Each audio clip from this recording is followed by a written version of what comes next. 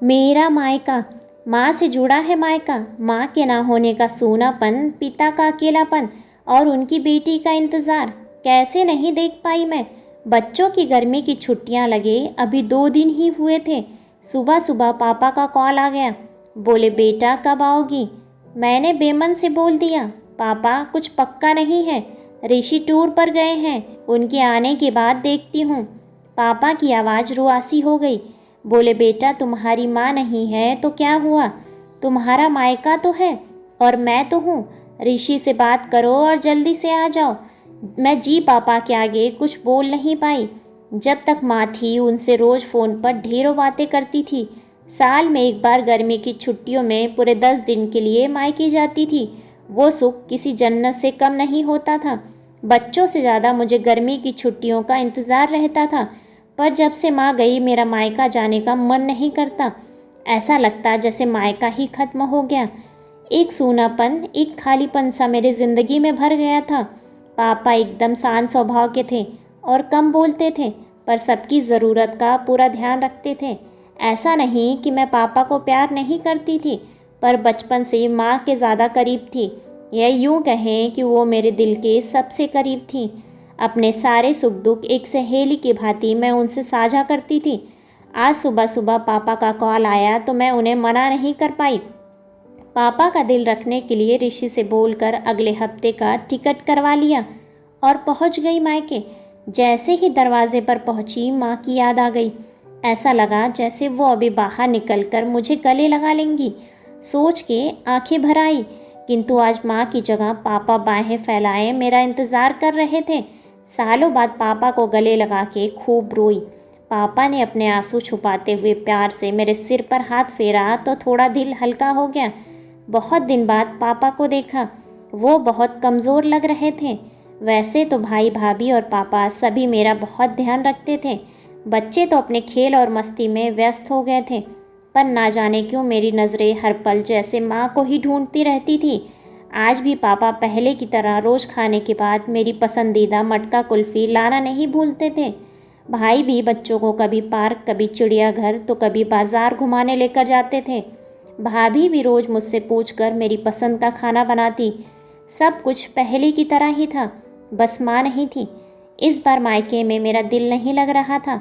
माँ की कमी मुझे बहुत खल रही थी। ऋषि को कॉल करके मैंने 2 दिन बाद का टिकट करवा लिया। सब ने मुझे रोकने की बहुत कोशिश की, पर मैं नहीं मानी। देखते ही देखते मेरे जाने का समय आ गया। आज शाम की ट्रेन से मेरी घर वापसी थी। मैंने सामान पैक कर लिया था, बस पापा का इंतज़ार कर रही थी। पापा ना जाने सुबह से बिना बताए कहाँ चले गए थे। उनका फ़ोन भी नहीं लग रहा था। मन घबरा रहा था। बिना बताए आखिर गए कहाँ। इधर मेरी ट्रेन का भी समय होता जा रहा था। समझ नहीं आ रहा था कि क्या करूं। तभी पापा का कॉल आए। बोले गुड़िया तुम लोग स्टेशन पहुंच जाओ। मैं सीधे वहीं पहुंच रहा हूं। हम लोग स्टेशन पहुंच गए। ट्रेन सही समय पर थी। पापा स्टेशन पर हमारा इंतज़ार कर रहे थे। उनके हाथ में एक बॉक्स था। उन्होंने मुझे देते हुए गले लगाया और बोले इसे ही लेने गया था, इसलिए देर हो गई, संभाल के रखो।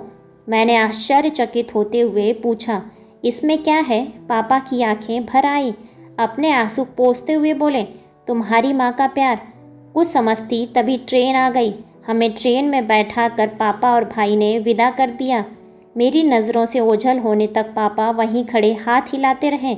मैं भी एकटक न जाने कब तक बाहर खिड़की से उन लोगों को निहारती रही। तभी बेटे ने आवाज़ दी और मेरे हाथों में एक चिट्ठी थमाते हुए कहा मम्मी नाना जी ने ये आपके लिए दिया है। मैंने तुरंत चिट्ठी खोली।